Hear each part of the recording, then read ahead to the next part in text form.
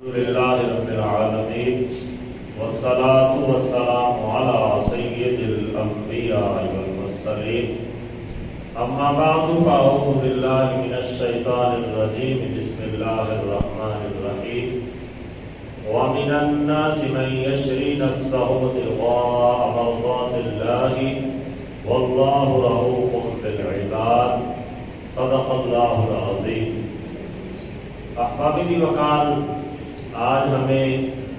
سورہ بقرہ کی آیت نمبر 207 پڑھنے کی سعادت حاصل ہو رہی ہے. یہ آیت مقدسہ خصوصیت کے ساتھ اس کے بارے میں بیان کیا جاتا ہے کہ حضرت سیدنا صہیب رضی اللہ تعالیٰ عنہ آپ کے بارے میں نازل ہوئی. اس کے بہت سے شان نزول مفسرین کرام نے بیان فرمائے ہیں. ان میں سے ایک حضرت صہیب رضی اللہ تعالیٰ عنہ کے بارے میں ہے. وہ اس طرح سے بیان فرمایا کہ حضرت صہیب رضی اللہ تعالیٰ عنہ آپ نے جب نبی علیہ السلام کی طرف ہجرت کرنے کا ارادہ کیا، ہجرت کے ارادہ سے اپنے گھر سے نکلے تو کفار نے، مشرکین نے آپ کا تعاقب کیا. رستے میں ایک جگہ پہ انہوں نے آپ کو گھیر لیا، روک لیا. تو حضرت صہیب رضی اللہ تعالی عنہ یہ بہت کمال کے تیر انداز تھے. جب آپ نے سمجھا کہ لوگ میرے بہت قریب آ گئے ہیں اور میں ان کے گھیرے کے اندر آ چکا ہوں، تو آپ فوراً اپنی سواری سے نیچے اترے اور آپ نے ان کو مخاطب کر کے کہا کہ اے مشرکین مکہ، تم جانتے ہو کہ میں تم سب سے زیادہ اچھا تیر انداز ہوں. فرمایا کہ یہ جان لو کہ جب تک میرے ترکش کے اندر ایک بھی تیر موجود ہے، تم میں سے کوئی بندہ بھی میرے قریب نہیں آ سکتا. پھر فرمایا کہ جب میرے ترکش سے تیر ختم ہو گئے تو میرے پاس تلوار بھی موجود ہے، اور فرمایا کہ جب تک میرے ہاتھ میں تلوار رہے گی اس وقت تک بھی تم میں سے کسی کی جرت نہیں ہے کہ وہ میرے قریب آ سکے. اس قدر جرت و بہادری اور اپنی ذات پہ اس قدر اعتماد کہ گھیرے کے اندر یہ آپ نے اعلان فرما دیا، کفار کا ذہن ڈگمگا گئے. پھر آپ نے دوسرا اعلان فرمایا. آپ نے فرمایا اگر تو اس طرح سے میرا مقابلہ کرنا چاہتے ہو تو آؤ، ٹھیک ہے، اور اگر تم یہ چاہتے ہو کہ میں تمہیں میرا مکہ کے اندر جتنا بھی مال ہے اس کا ایڈریس تمہیں دے دیتا ہوں، اس کا پتہ تمہیں بتا دیتا ہوں، میرا جتنا بھی مال ہے وہ سارے کا سارا تم لے لو، لیکن میرا رستہ چھوڑ دو تاکہ میں اپنے حبیب علیہ السلام سے جا کے ملاقات کروں. وہ مشرکین اس بات پہ راضی ہو گئے. کہا کہ ٹھیک ہے، آپ ہمیں اپنے مال کا پتہ بتا دیں، ہم آپ کا رستہ چھوڑ دیں گے.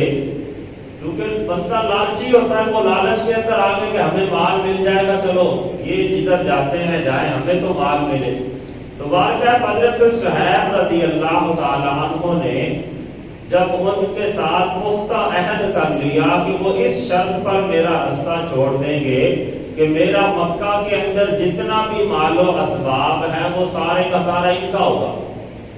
تو پھر حضرت صہیب رضی اللہ تعالی عنہ نے اپنا مال جہاں جہاں رکھا تھا، جو بھی زمینیں تھیں، ان تمام کا ایڈریس اور پتہ انہیں دیا. انہوں نے رستہ چھوڑ دیا. پھر حضرت صہیب رضی اللہ تعالی عنہ سفر کرتے کرتے مدینہ طیبہ کے اندر پہنچے. پھر یہاں پہ مختلف روایات ہیں. ایک میں یہ بیان کیا کہ مدینہ کے رستے میں ابھی نبی علیہ السلام کے پاس نہیں پہنچے تھے کہ حضرت سیدنا عمر فاروق رضی اللہ تعالی عنہ سے ملاقات ہوئی. تو انہوں نے فرمایا کہ اے صہیب، تو بڑے نفع والی تجارت کر کے آیا ہے کہ اپنا سارا مال دے کر اللہ کی رضا کی خاطر اپنی جان کو خرید کر تو نے حضور کے نام پہ وقف کر دیا. ایک روایت میں آتا ہے کہ حضرت ابو بکر صدیق رضی اللہ تعالیٰ عنہ سے ملاقات ہوئی. انہوں نے بھی اسی طرح سے فرمایا کہ اے صہیب تو تو بڑے نفع والی تجارت کر کے آیا ہے کہ تو اللہ کی رضا کی خاطر اپنا سارے کا سارا مال ہی دے کے حضور کی بارگاہ میں حاضر ہو گیا۔ اسی طرح فرماتے ہیں کہ جب حضور کی بارگاہ میں پہنچا تو نبی علیہ السلام نے بھی 2 مرتبہ یہ جملہ ارشاد فرمایا کہ اے صہیب تو بڑے نفع والی تجارت کر کے آ گیا ہے کہ تو اپنی ذات کو اپنے ہی مال کے ساتھ خرید کے آیا کہ اپنا سارا مال انہیں دے کر اللہ کی رضا کی خاطر اپنی جان کو حضور کے قدموں پہ نچھاور کرنے کے لیے آ گیا۔ اس لیے فرمایا تو بڑے نفع والی تجارت کر کے آیا ہے۔ تو حضرت صہیب رضی اللہ تعالیٰ عنہ نے پوچھا کہ اس کی کیا وجہ ہے؟ تو نبی علیہ السلام نے ارشاد فرمایا کہ رب تعالیٰ نے تمہارے متعلق قرآن میں آیت نازل فرمائی ہے، اور پھر حضور نے یہی آیت مقدسہ تلاوت فرمائی، ارشاد فرمایا کہ رب تعالیٰ یہ ارشاد فرما رہا ہے وَمِنَ النَّاسِ مَن يَشْرِي نَفْسَهُ ابْتِغَاءَ مَرْضَاتِ اللَّهِ، اور فرمایا کہ لوگوں میں سے کوئی آدمی کوئی انسان ایسا ہے کہ جس نے اپنی جان کو خریدا اپنے ہی مال کے ساتھ ابتغاء مرضات اللہ، اللہ کی رضا کو حاصل کرنے۔ فرمایا لوگوں میں سے کچھ لوگ ایسے ہیں کہ جو اپنے مال کے ذریعے اپنی ہی جانوں کو خریدتے ہیں لیکن اپنی ذات کی خاطر نہیں، بلکہ فرمایا رب تعالیٰ کی رضا کے حصول کی خاطر وہ یہ سب کچھ کرتے ہیں۔ اور پھر آگے ارشاد فرمایا واللہ رؤوف بالعباد، اللہ تعالیٰ اپنے بندوں پر بڑا مہربان ہے۔ تو احباب وقار مفسرین کرام نے بیان فرمایا یہ آیت اگرچہ حضرت صہیب رضی اللہ تعالیٰ عنہ کی طرف منسوب ہے لیکن یہ قیامت تک کے تمام لوگوں کے لیے عام ہے کہ جو بندہ بھی اپنا تن من دھن اللہ کی رضا کی خاطر قربان کرے گا تو رب تعالیٰ اسے بھی اپنی رضا نصیب فرمائے گا۔ اور پھر احباب وقار اس کے بارے میں مفسرین کرام نے یہ بھی بیان کیا خصوصیت کے ساتھ، تفسیر نعیمی کے اندر مفتی احمد یار خان نعیمی علیہ رحمہ نے اسے بیان فرمایا کہ رب تعالیٰ کی رضا کی خاطر اپنی جان کا نذرانہ پیش کرنا، اور کچھ لوگوں نے جنت کے حصول کی خاطر اپنی جانوں کا نذرانہ پیش کیا، جیسا کہ قرآن کریم کے اندر رب تعالیٰ کا فرمان عالی شان ہے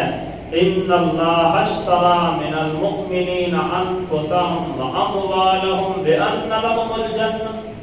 کہ بے شک اللہ تعالیٰ نے مومنوں سے ان کی جانوں کو اور ان کے مالوں کو خرید لیا بان لهم الجنہ، اس بدلے پر کہ رب تعالیٰ انہیں جنت عطا فرمائے گا۔ تو مفتی احمد یار خان نعیمی علیہ رحمہ نے ارشاد فرمایا کہ کچھ عام لوگ ہیں تو وہ بھی مومن، رب تعالیٰ کی رضا انہیں بھی حاصل ہوتی ہے، وہ اپنی جان اور مال کو قربان کرتے ہیں جنت کے بدلے میں، رب تعالیٰ اس کے بدلے میں انہیں جنت عطا فرماتا ہے۔ لیکن فرمایا کچھ خاص الخاص لوگ ہوتے ہیں